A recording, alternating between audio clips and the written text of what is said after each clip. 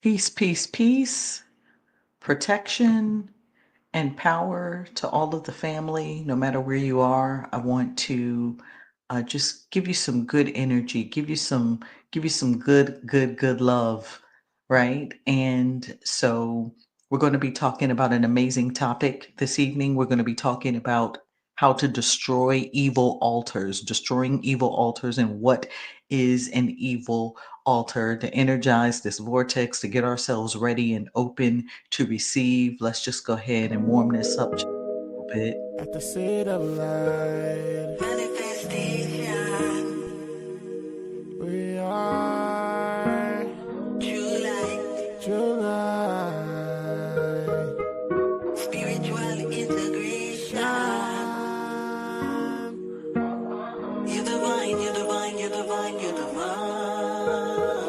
Just divine. knowing that you're Seed of divine. light, seed of light, True sight, seed of light, seed of light. Raise your vibration tonight with the seed of light. you're divine, you're divine, you're divine, you're divine.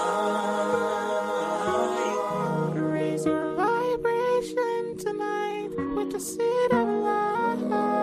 You're You're divine, you're divine. divine, you're divine, you're You're divine. You're divine. You're divine. You're Raise your divine. I vibration. want you to say that with me. You're divine. You're divine. You're divine. And you know that you're divine. All right. So we want to go ahead and tap into this very powerful teaching on this evening. As you know, I am Ningba, also known as Sister Stone, formerly known as Aphrodite Stone, and I am making my grand rejuvenation, my grand recycle, reset as we are full off into our 9 year. We're already getting ready to enter into the fifth month of the 9 years. So let's look at that mathematics. The fifth month being May, being a five, that relates to power. In fact, in supreme mathematics, it equates to power. Okay.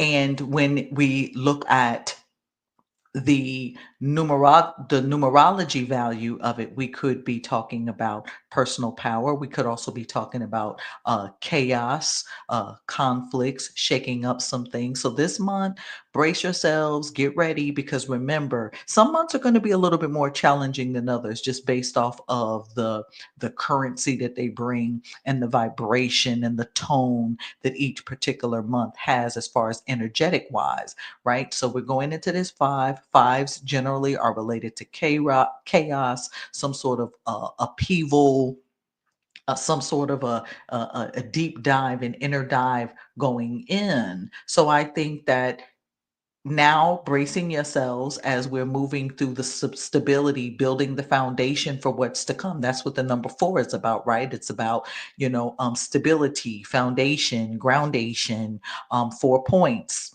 4 lines, 4 corners, building, right? So we're building and we're in preparation for what the five is going to bring to us, which could bring some chaos as we try to navigate some things spiritually. So, family, with that being said, I want to just kind of get off into this reasoning this evening and talk about destroying evil altars. All right, so let's just ground ourselves by taking a couple of deep breaths in.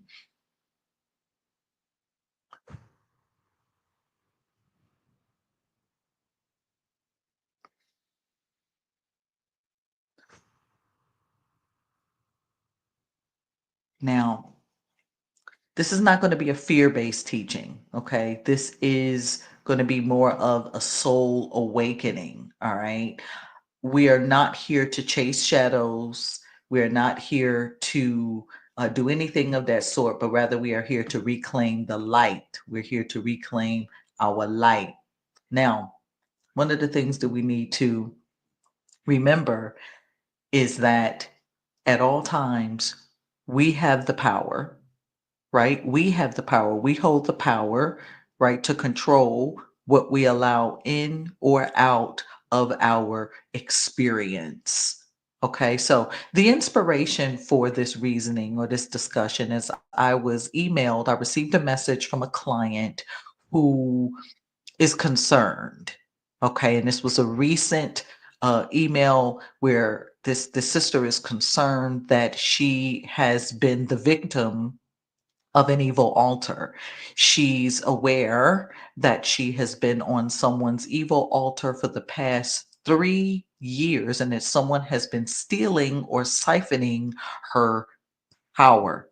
She needs to know how to get free from this. Now, understand this, that there'll be times that you all will need to book a personal consultation. Yes, I am doing personal consultations again. We're just connecting to the higher self, and we're getting through these things in more of a higher vibrational way than we've been doing it in the past. But I am still taking a minimal amount of consultation. So there will be times that you all will need to book a private spiritual one-on-one consultation. And then there'll be times where you can send me an email, and then I'll bring your issue or your situation in a reasoning, in a discussion, in a conversation here on YouTube without giving any of your personally identifying information. All right. So that's the way that many of you all, not only you, the person who's inquiring, but many other brothers and sisters will also be able to be helped. So please, by all means, share. Check the links in the description. Okay.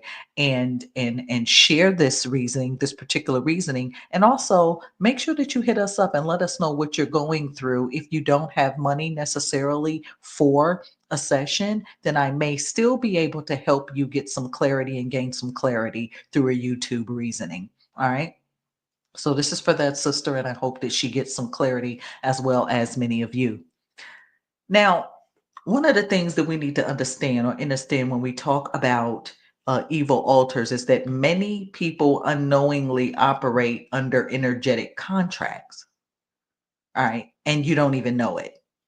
That could be a soul entrapment or an altar, and you're not even aware of the fact that you're under a spiritual altar, right? You think that people are just strictly burning candles or taking your name to the crossroad and doing all of these things, but you can be the victim. And I know that this may sound weird and wild and strange to many people who may not understand the concept, or if this is your first time ever hearing about evil altars, but just think about it. If we can erect ancestor altars, and if we can erect altars to venerate particular deities, then why couldn't an altar be erected to do evil work, to do destructive work, to do mayhem, to do chaos, to do malevolency? Right. And this is one of the things that I found as a huge difference in African Christianity versus westernized Christianity. And I don't mean African Christianity meaning, melanated or black folk here in the Western world. I mean true African Christianity, where they are African, where they have become saved, they have adopted this concept of Christianity and Jesus Christ being the ruler, but they still are very closely connected to tradition in many ways. And you will find that many African Christians, African bishops, preachers, apostles, and different things, they speak of things like wicked altars. They speak of things like the marine kingdom. They speak of things like monitoring spirits. These are things that are not necessarily so much taught in Western Christianity, but if you start studying up on how the Africans kind of seamlessly blend, right, the Christianity along with some of the tradition, you'll see that this is not a far-fetched concept. It is very widely recognized when we talk about evil altars. Now, what is an energetic altar? All right. An altar, first and foremost, is an energetic focal point. It's not just a religious table that you put your pictures on, that you put fruit, that you put food. It is an energetic focal point. Now, we need to make a distinction between a sacred altar of empowerment versus a false altar of entrapment. And this is probably not probably, but most likely and almost certainly what this sister has fallen victim to is being on a false altar of entrapment. Now, how can you know when you say, well, how will I know if I myself am on one of these altars and different things like that? Well, when you seem to be experiencing repeat cycles of loss or failure, like just every time you turn around, you're putting in these job applications, or you're putting in these applications, or um, trying to get particular jobs. That's one way. You're constantly seeing a repetitive cycle of loss or failure. Can't keep any money, can't keep any good health. Also, feelings of being watched. Like, you can actually feel like you're being watched, like you feel like you're being manipulated, or you feel like you're being drained from some unnatural source. Also, if you have dreams of that you're being watched, or dreams that you're being tied up, or dreams that you're being bound, that's another way that evil spiritual altars can manifest. What about feeling a sudden disconnect from your purpose, clarity, or voice, like how I just was describing in my most recent upload, The Rise and Fall of Aphrodite Stone? I was describing this sense and this feeling of feeling like the things that meant so much to me at one point began to not even resonate with me anymore. I felt disconnected, like, I don't want to do this work anymore. I'm tired of these clients. I'm tired of doing spiritual consultation. Right. So now that we know some of the ways that it can manifest, so let's talk a little bit about the mechanics of the bondage. How are these altars, quote unquote, formed? Well, jealousy and envy can cause spiritual sabotage. I spoke about that, and I've spoken about it many times. You can have jealous and envious energy being sent towards you from people that are in your innermost circle, and you won't know it because they wear that envy with a smile. They wear that jealousy with a purpose of getting close to you, just to be able to A, siphon your energy, or B, get your ideas and get your dreams and your hopes and your visions, and then report back to the spirit realm for the wicked entities that they are serving. So jealousy and envy can definitely create spiritual sabotage. What about generational wounds and ancestral karma that has been passed down from generation to generation? I was speaking to a young man on today and explaining to him how oftentimes generations before you, your ancestors may have been contractually and spiritually tied to particular spirits that were employed to help your family get through certain things, right? Whether it be to gain favor, to get health, to overcome enemies in war. And so when this information is not passed down to future generations, and then these practices are just kind of lost in the wind, well, then this bondage kind of occurs, because these spirits are still waiting there in the winds, like, wait a minute, hold up, your bloodline had a contract with me, and somebody's not keeping up their end of the bargain. See, these spirits don't care whether or not somebody has passed away. They just want what belongs to them, what was promised to them by your ancestors 7, 8, 9 generations ago.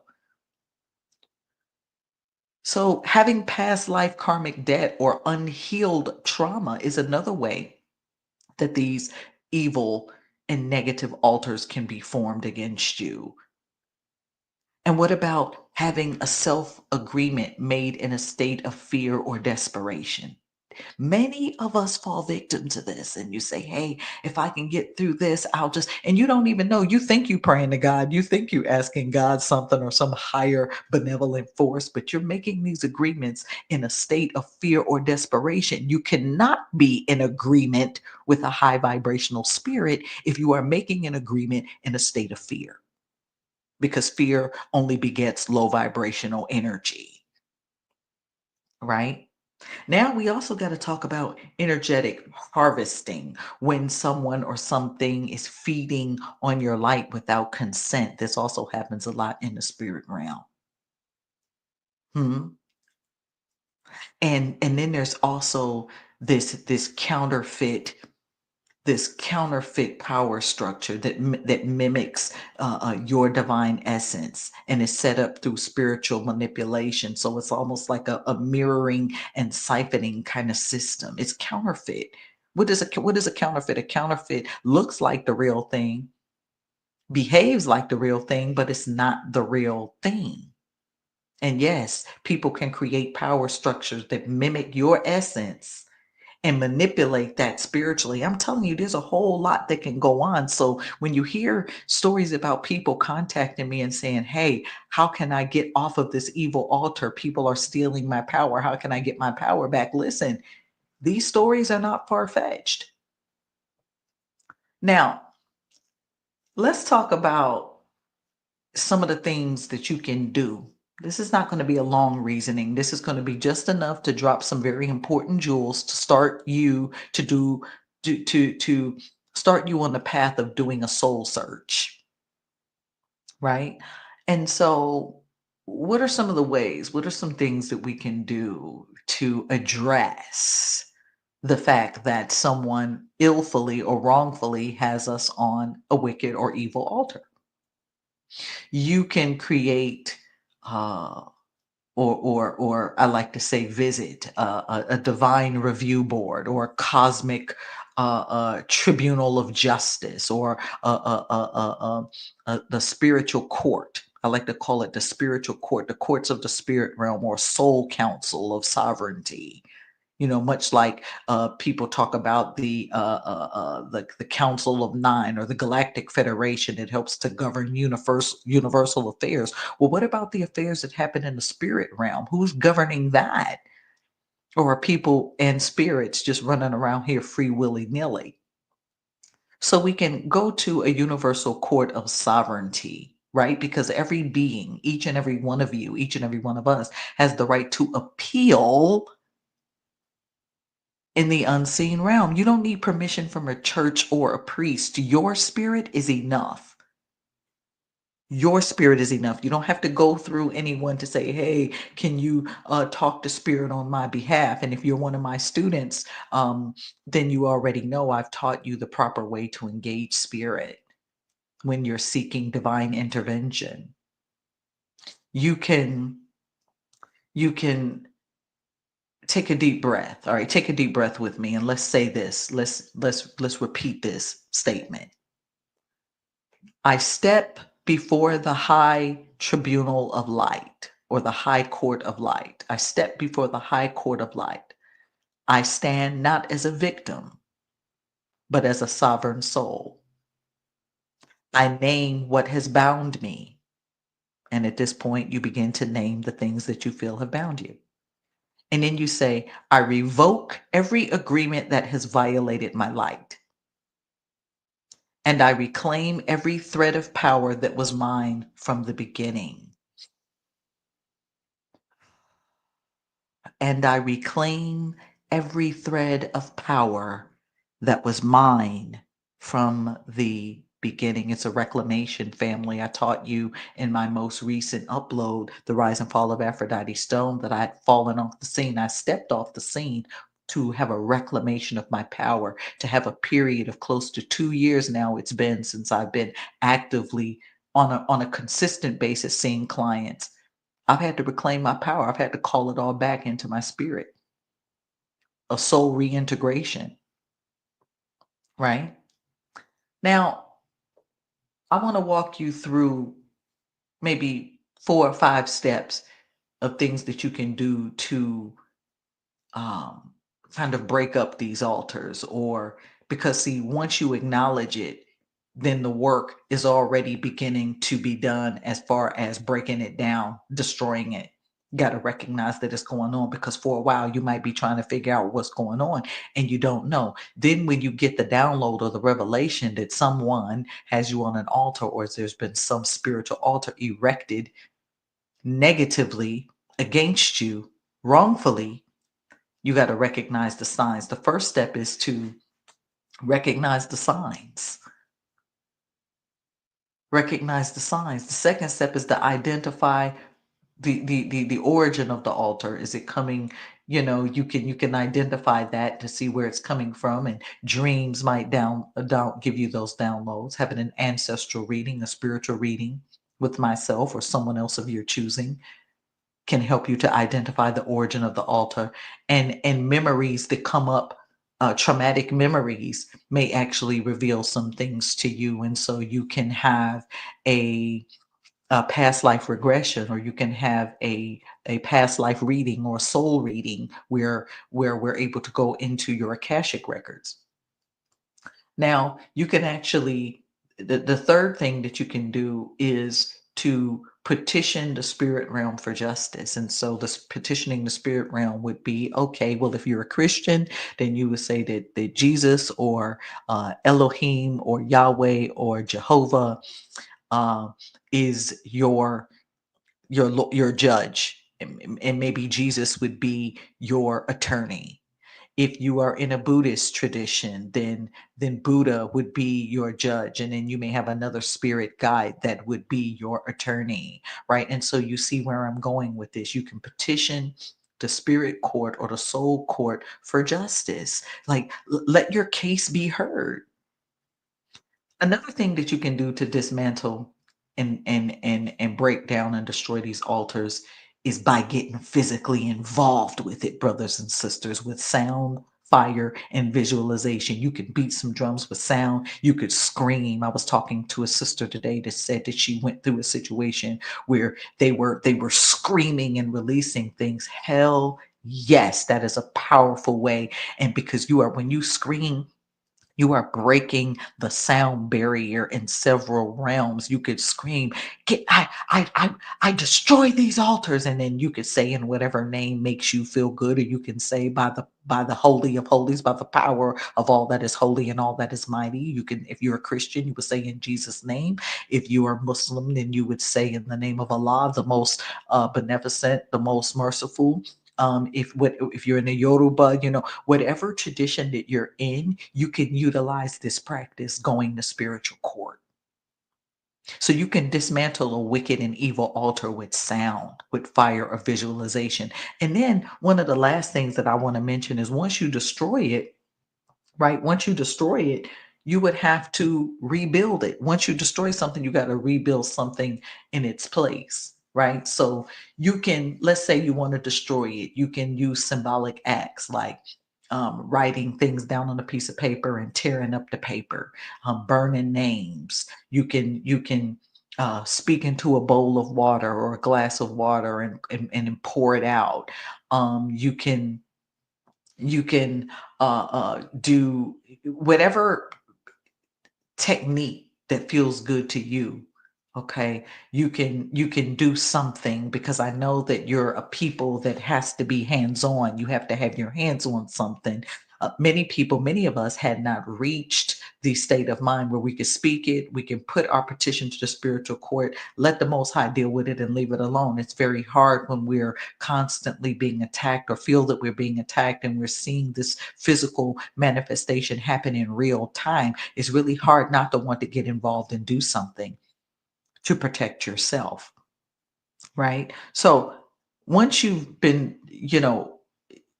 destroying that altar, right, you're going to have to rebuild it, right?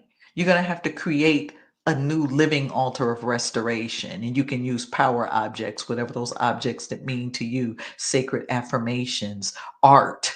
You can do art or images of their higher self. This is why when you reach out to me now, we're doing art. Yes, you can get your spiritual consultation, but we're going to build art to help you recreate the scenario that you want. As an artist, I'm going to guide you through this. You can also do solar plexus work, working with the solar plexus, because any drain of power, personal power or energy, is being siphoned through your solar plexus. So doing the solar plexus work is another way, right? And you could scream. We talk about screaming. Here's something that I want you to scream this to the top of your lungs. I call back my power from all time, space, dimensions, and realities. Let's do it together. Come on. I call back my power from all time, space, dimensions, and realities. I can't scream too loud where I am right now, but if you're in your space and you can scream, come on, let's do it one more time.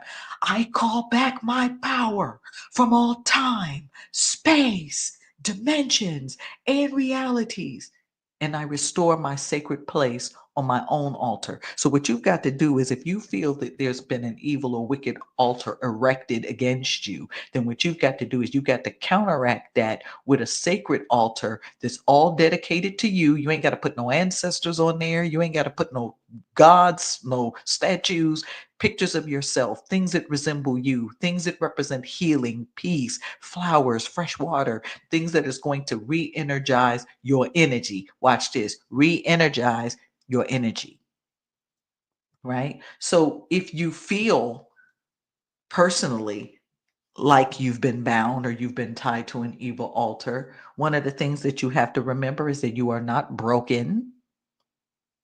If you feel that you've been bound, you're not broken. You're sensitive. You're feeling things, and that sensitivity can serve as your strength.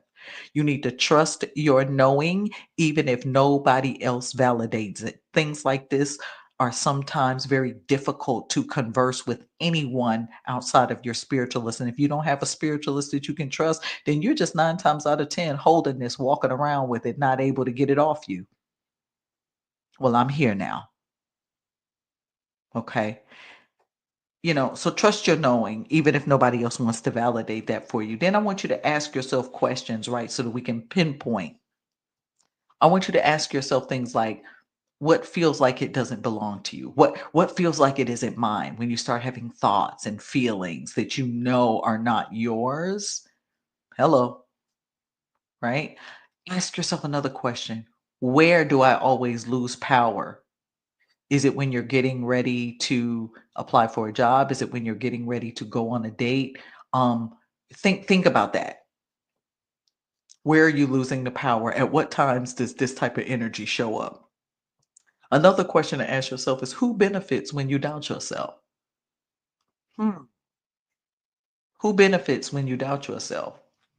Right? So one of the things that I'd like for you all to recognize and remember about this short, powerful reasoning that we are getting off into tonight is that, yes, um, wicked, evil altars can be erected against you. Someone can have your picture, they can print it off the internet, they can do your likeness. People are doing everything with people's likenesses now. So, this is why you just have to stay sovereign.